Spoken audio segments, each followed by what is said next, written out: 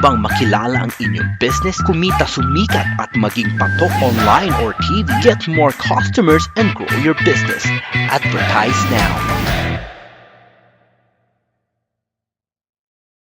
From the studios of Litter News Philippines, Errol Dakame of Kamao Asset.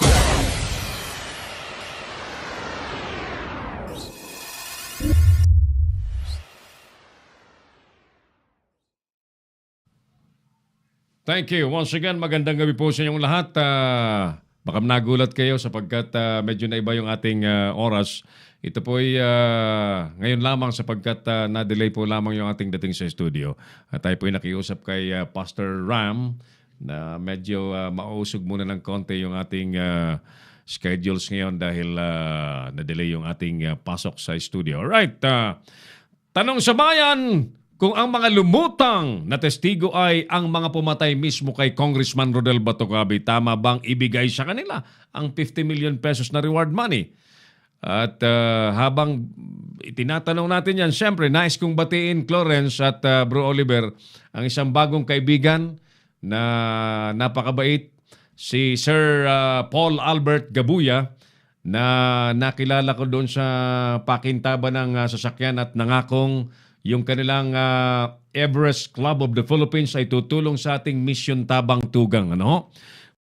Ipinangingimbita yung ating Mission Tabang Tugang na pakisuportahan po ninyo at nang matulungan po natin ang mga nasalanta ng flash floods at landslides sa Tiwi Albay na as of this moment ay 14 po ang namatay nang wala po sa panahon. Ano?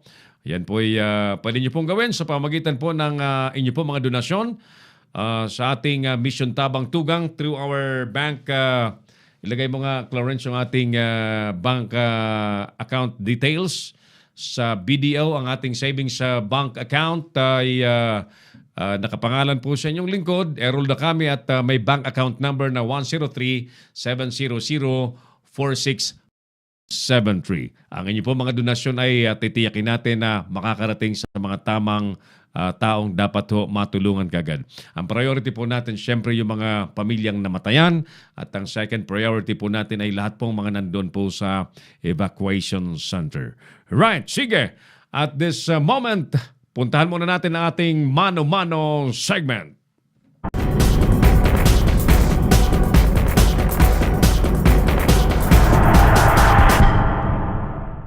Muli, once again, ang ating pagsaludo po sa lahat ng mga nanonood po sa atin, mga OFW at mga suki natin sa ating palatuntunan. Welcome po sa ating mano-mano segment.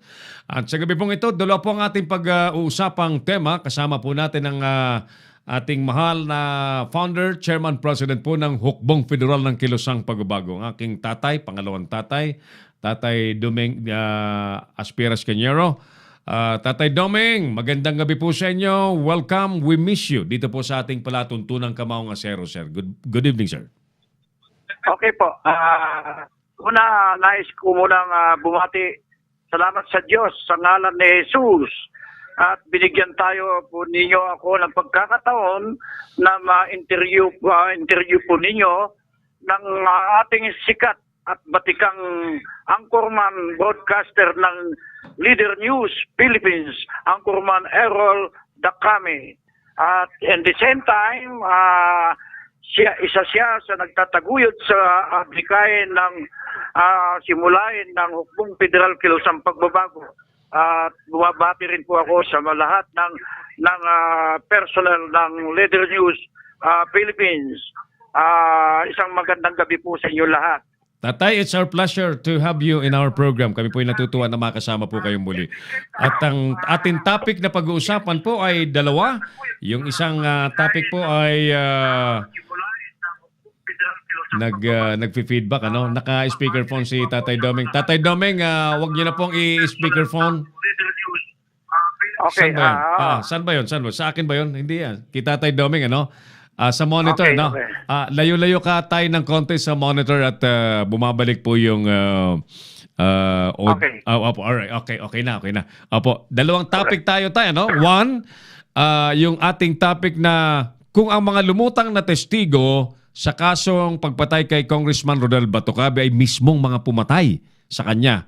Tama bang ibigay yung 50 million pesos na reward sa kanila? Pangalawang topic natin ay yung kung ang mga kakandidato ngayon po ay yung mga dating miyembro po ng mga political dynasties, mga kurakot na napatunayan na mga plunderer, ay tama bang ituloy pang eleksyon? Tatay Domeng, doon muna tayo sa unang topic, yung mga testigong mga pumatay. Tama bang ibigay sa kanila yung 50 million na reward money?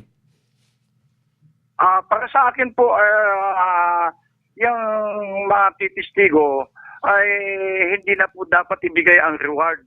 Kaya para sa gano'n, yung gagampanan lang nilang tungkulin bilang isang mamamayang nais ng kapayapaan ay makakapaghandog sila ng kanilang suporta sa pagbabago ng ating kapulisan, ng mga testigo o yung mga kriminal na hindi na dapat nang magpatuloy pa ang ganyang sitwasyon na masyado ng talamak ang krimen sa ating bansa.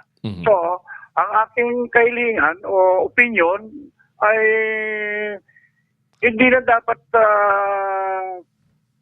Ibigay. pag-interesan yung Reward. yung reward eh. Aha. At sabi nga po ng marami tay ay napakapangit tingnan kung sila ay binayaran na para pumatay ay tatanggapan ng reward dahil iniskwil lamang yung nag-utos sa kanila. May mga ganong opinion tayo sa ngayon. Tama. Hindi naman talaga dapat na ganun eh. Kasi malay natin, kung yung mga testigo ay sila rin yung pumatay at gusto lang nila, ginawa lang nila yun, no, para makatanggap ng reward. Tama Sila po. rin ang makikinabang. Tama po. In fact, yung main killer, tay, ay umamin na siya talaga ang pumatay, bumaril. Inutusan lamang daw siya ng incumbent Daraga Mayor na si Baldo.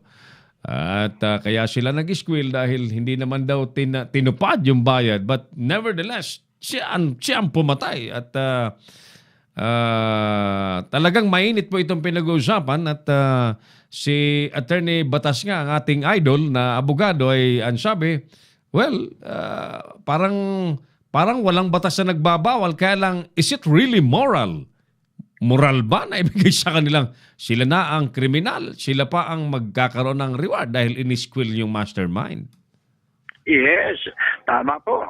Apo. Hindi dapat na bigyan ng reward yung mga ganyan. Apo. Dahil hindi na natin alam ang situation. Kung sila ang may kinalaman, sila nang pumatay, sila pa rin titistigo, sila pa rin magkakamit ng reward. No way yung ganyang sitwasyon. Very well said, Tatay. Kung ang reward ay nandyan, edi maigi pa nga itulong na lamang sa pamilya sapagkat ang pamilya ngayon ay devastated. They suffered so much sa untimely na pagkawala ni Congressman at siyempre nasira ang mga planong kagandahan po sa Daragalbay. Ano po, Tatay? Dapat sa pamilya na lang na nasawi, doon na lang ibigay ang reward. Tulong na lang. Hindi doon sa mga may kinalaman sa pagpatay sa biktima. Alright. Maliwanag tayo ang inyo pong opinion. Puntahan po natin ang pangalawang topic po natin, yung ating tinatanong na kung ang mga kumakandidato ngayon para sa darating na eleksyon sa May 2019 ay mga miyembro pa rin ng political dynasties, mga kilalang mga plunderers at mga kurakot, tama bang ituloy pang eleksyon? Para sa akin, Chairman Errol, ang aking opinion dyan, kung po pwede lang, no election na. At wala rin mangyayari. Kung itutuloy ang election, wala rin saysay. Dahil sila pa rin ang mga may pera, mga oligarchs, traditional, trapo, ang uupo. At karamihan sa mga politiko ngayon, puro dynasty, mga kamag-anak. At sila rin ang uupo at makapangyarihan. So para sa akin, wag nang ituloy ang eleksyon. Rev gov na. linisin ng ating Pangulo ang ating gobyerno bago para mawala ang mga sakim, salot at makapangyarihan sa posisyon. Hindi na kailangan natin ang mga kandidato karamihan sa ngayon. 90% sila pa rin ang nariyan na kumakandidato na nakikita ko. Ilan lang ang baguhan. Pero wala rin panalo itong mga baguhan. Dahil mismong pati Comelec nagbebenta rin ng Mga desisyon. Oh yes, nagbebenta rin ng mga desisyon na kung sino mga panalo nila. Yeah. Andyan karamihan na nalalaman ko, 30 million Diyos ko pinakamababa po. para lang makapasok at manalo. Yung mga So, karapat-dapat na kandidato tayo, mga may kredibilidad, wala pong bahid ang pangalan, hindi tuloy mabigyan ng pagkakataong makapaglingkod. Sa halip, kung sinong may pera, yun ang nananaig. Sila ang nagsasabuatan. Yes. Oho.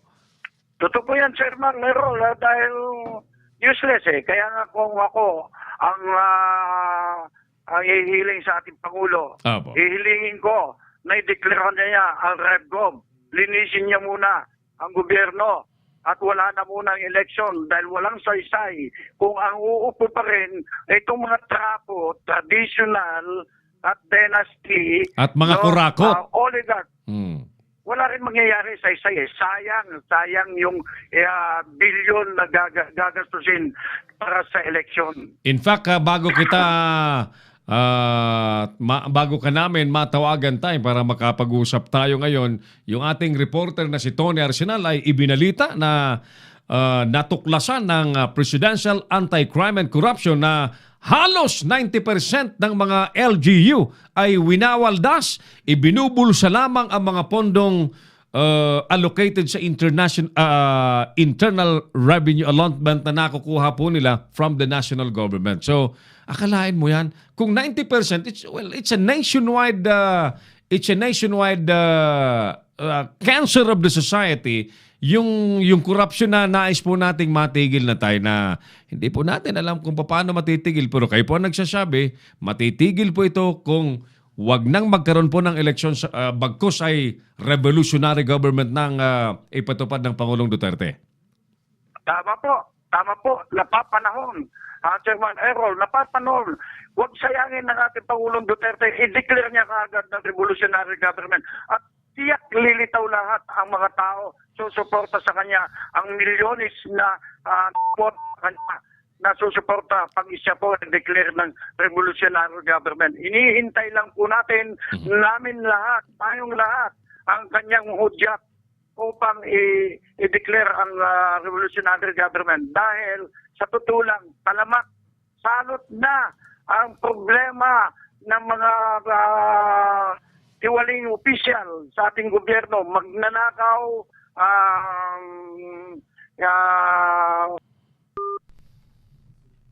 Hello? Balikan natin si Chairman Tatay Doming Asperes Cañero ng Hukbong Federal ng Kilusang Pagbabago. Naputol tayo.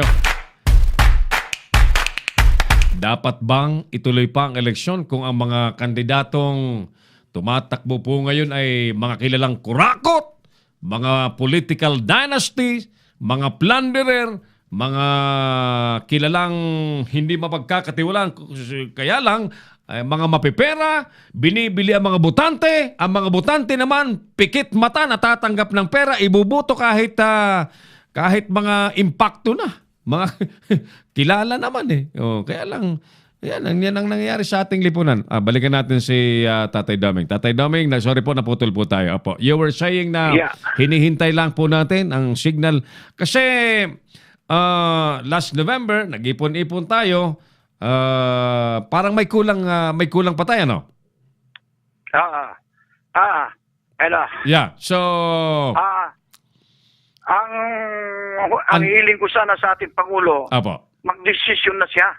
Mag-declare ng revolutionary government. Apo. Huwag na niyang hayaan na mawala pa ang kapangyarihan ng nais niyang nais niyang ituloy ang pagbabago. Dahil alam namin, ngayon lang nagkaroon ng presidenteng matapang.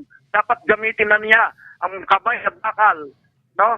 Kamaong asero ng kanyang kamay para sa ganon ay mawala na, mawalis na yung mga tiwali, mga traditional trapo, oligarchs, members na ganyan. Puro na lang na walang nangyayari. Ilang taong siglo ng ating panahon. Puro lahat ganyan. Mga politician magnanakaw, walang pagbabago. Hindi umiiral ang kasaganan ng ating bansa. Kaya kung po pwede, Mr. President, kung ikaw man ay nakikinig, sana po magdeklarasyon ka na ng Red Gov para sa pagbabago. Dahil ang mga nakapaligid sa iyo, puro inuuto ka lang, nagpapauto ka naman, nabukulang ka na, nauuto ka pa nila, Mr. President. Ayun. Kaya magdesisyon ka na, matalino ka naman. Right. Mr. President, gamitin mo yung iyong tapang at katalinuhan. Tama po. All right.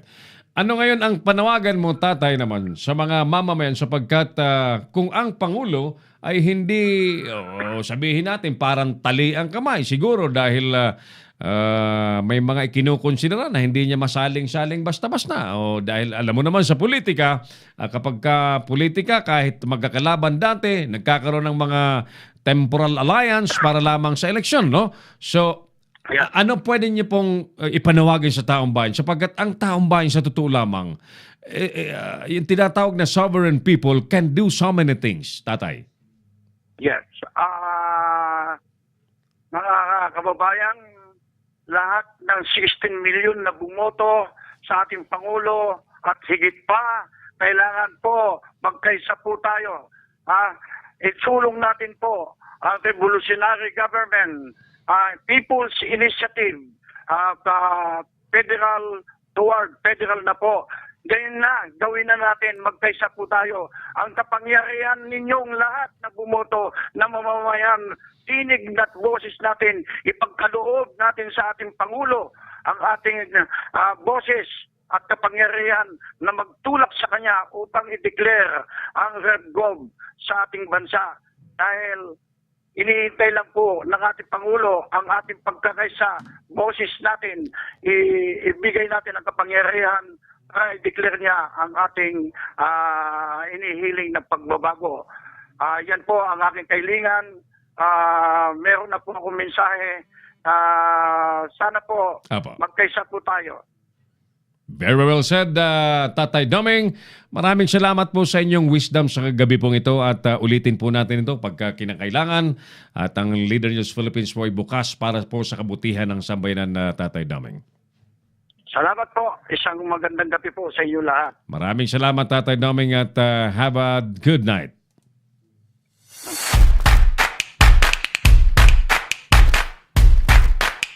Domingo Aspiras Cañero, ang founder, chairman, president ng Hukbong Federal ng Kilosang Pagbabago. Si Errol Dacame, ang Kamaong Asero. Good evening din kay Erica Joyce Climacog. Sabi niya, good evening, sir. Pakibati po ng Batch 87 ng Naga National High School. Salamat, Tabi. Oy, Batch 87. Kumusta, Tabi, ka mo? Ano daw ang Batch 87, Batch 88 at gabos na batches sa Naga National High School ay magtarabang kita. Pakisuportahan po ninyo ang ining mission tabang tugang kang Leader News Philippines at ang tropa May, ang tropa ta, kay riba ka mo, mapasiring kita sa Sugod, Tiwel by January 19 para ang mga tabang po nindo ay may abuta primarily sa mga namatayan, sa mga may mga nagadan, ano?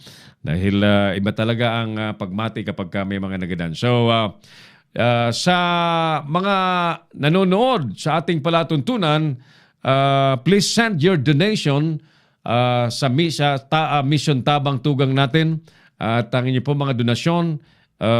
We encourage cash donation sapagkat kung malalayo po tayo at mga damit, bigas, tubig ang ipapadala po ninyo, medyo mahihirapan po tayong mag-transport pa. So our plan, halimbawa kung nasan man kayo, nasa Hong Kong, nasa Saudi Arabia, nasa Canada, nasa Cebu, nasa Mindanao, kung cash donations po ang malilikom po natin, iyan po dadalhin natin. Halimbawa, ang nearest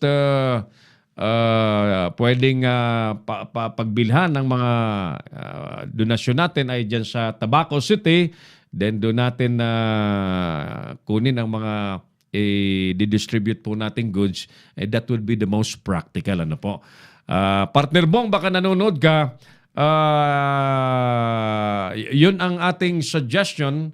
At bagamat parang nakakahiyang sabihin natin na cash donations, pero hindi po dapat tayo mag-atubili sapagkat ang hinahabol po natin dito ay practicality at nang hindi na tayo magkaroon ng problema po sa transportation. Ayan, yan po ang purpose niyan. Kasi kung bulto-bultong tubig galing pa sa ibang mga lugar, lilikumin po natin, matatagalan pa tayo. Whereas kung cash donation po ang may papadala po ninyo, it's very easy, it's very handy.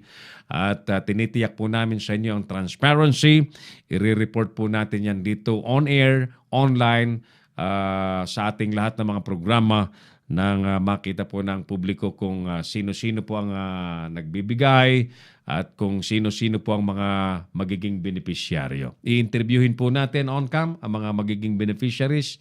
Sasama natin si Clarence, si Oliver, makasama doon para may abot po ang mga tulong na ipapadala po ninyo at iayuda po ninyo sa mission Tabang Tugang ng Leader News Philippines. Alright, sige. So, let me go back first sa ating personal wall na marami po ang mga sumagot. Saglit ha. Ang sabi ho ni John Claridad, magturo kung tama, kung sila magtuturo kung sino ang pumatay. Primo, sila nga ang pumatay eh. Yan. Ang tanong dito natin ay kung ang mga lumutang na testigo ay ang mga pumatay mismo.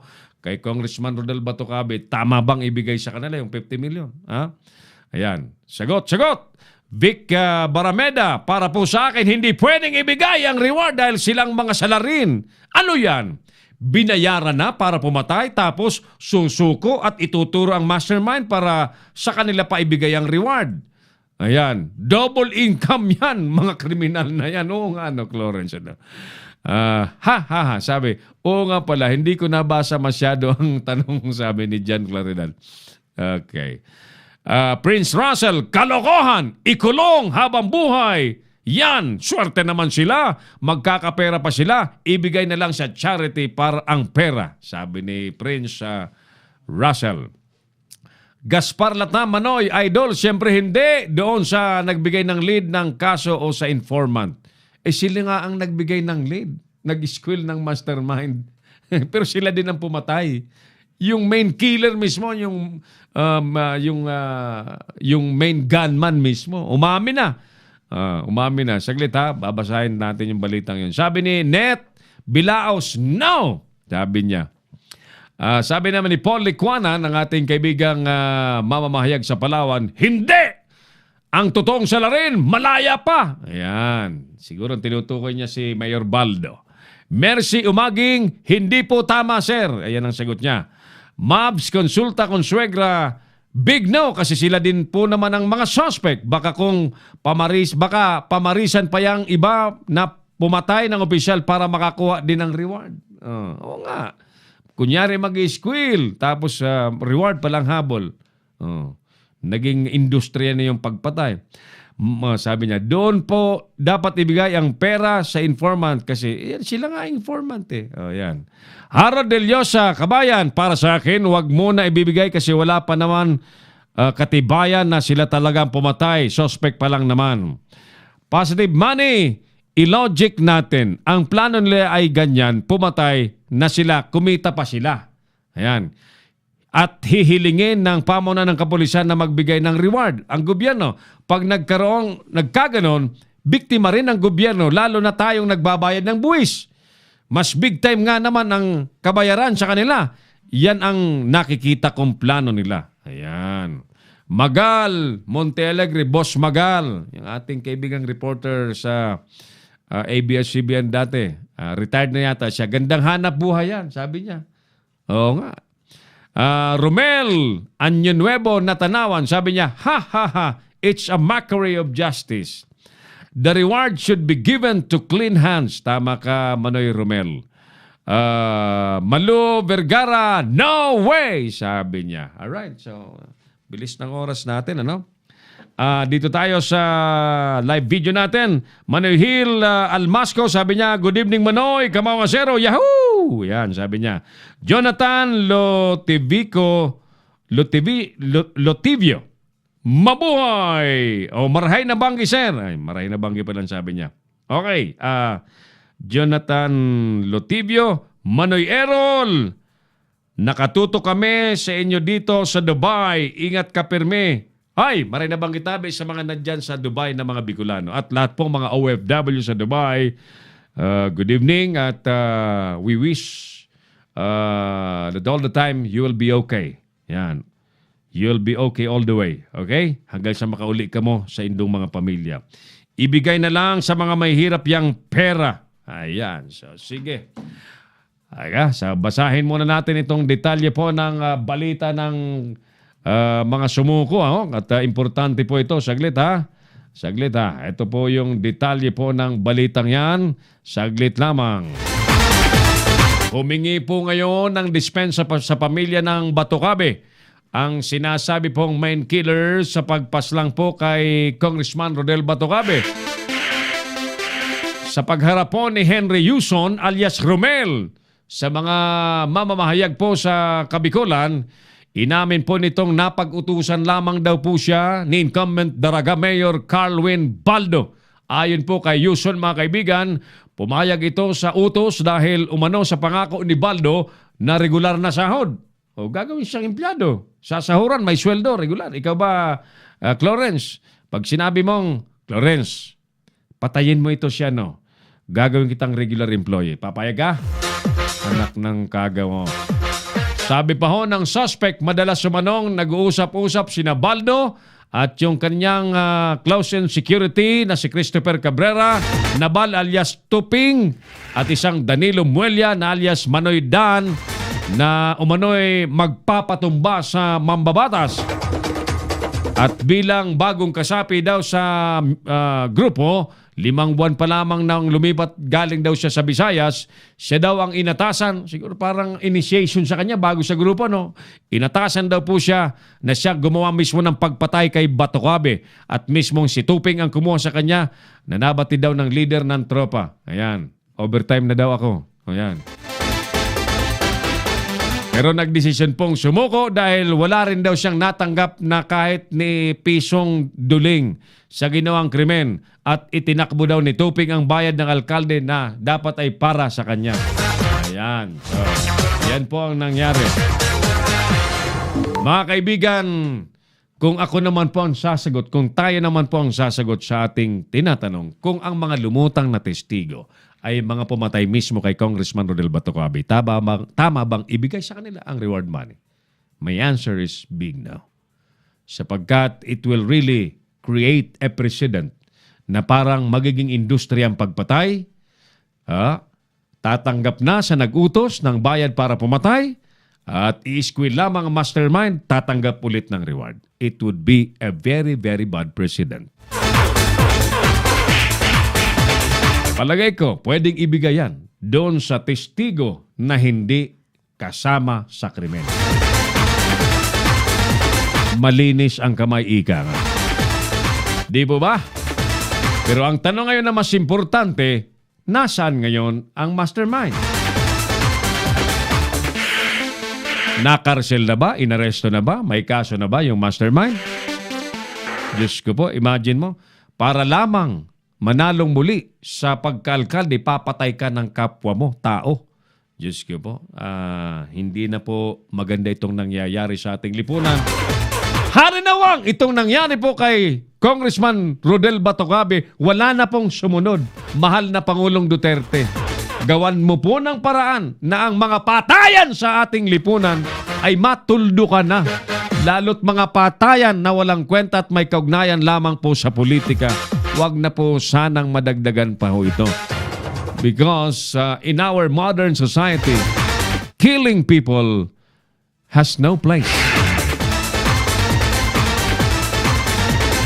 Ang sino man pong pumapaslang ng kapwa, ay yan po ay hindi sa Diyos sapagkat ang Diyos ang kautusan po ay mahalin ang kapwa. Pati nga kaaway ay mahalin. Yan ang utos ng Panginoon, di ba, Lawrence? Mahalin pati ang kaaway. Hindi po paslangin. Kapag ka sumuway ka dyan sa utos na yan, ang sinusunod mo ay ang kalaban po ng Diyos. Demonyo. With that mga kaibigan, kami po ay pansamantalang magtasasara po ng ating tabing ng tanghalan. Tanghalan talaga. May pahabol si Manoy. Hill, kung ang umaming pumatay ay siya ring tatanggap ng rewards. Nako po! Ang sarap ng pumatay at magkapera. Nako po, dadami ang papatay patapos amin may reward na. Yun na nga ang sinasabi ko, Manoy. Sa ngalan po ng ating mga kasama sa studio, papalapod po ng ating palatuntunan, Engineer Oliver Licop and Clarence Anday. At makasama po natin siyempre sa Pinoy Extreme Channel at mga nagulat po sa atin, Nolan Ariola, Koy Laura, Boyet Guillermo, Tony Arsenal at Mike Francisco. Maraming salamat po sa inyong lahat. Magandang gabi po at God bless Pilipinas. Inyong napanood ang mga batas na banat ni Errol Dakari sa Kamaong Asero. Abangang muli dito sa Little News Philippines.